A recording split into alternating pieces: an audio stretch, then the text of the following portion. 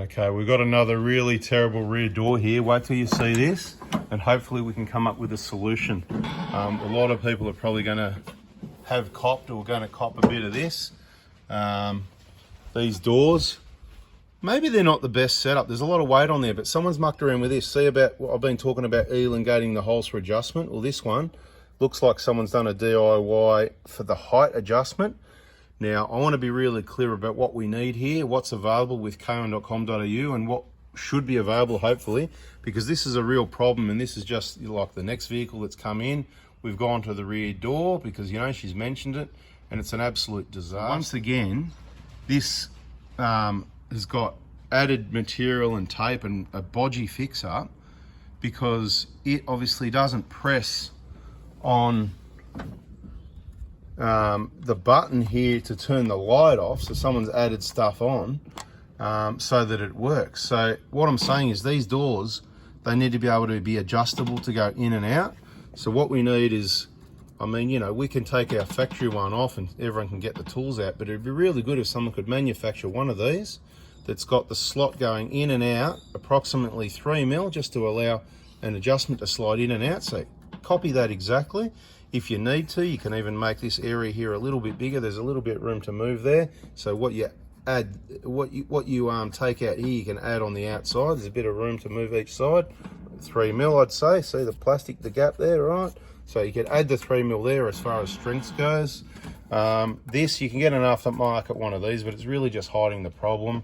And making this fit tight doesn't solve the problem of the door going in to shut the button, like the problem on this car and on our white 2013 GX, and I'm sure a lot of other vehicles. At the moment, from K1, you can get the shim that goes in there that lifts up the door, which is really good. That solves part of the problem, absolutely.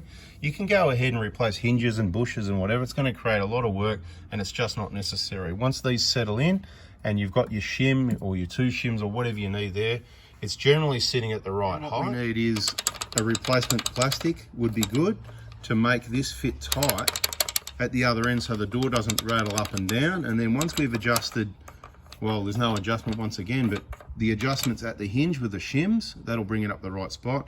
Then if this fits tight, then the door won't move.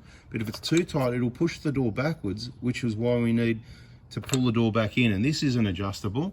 And you can see the problem here. We've already looked at that. Let's shut the door now and just have a look how bad this one is. And I'm sure a lot of people, if they go and check their cars, everybody could do with a 3-piece kit, not a 1-piece kit, you know what I mean?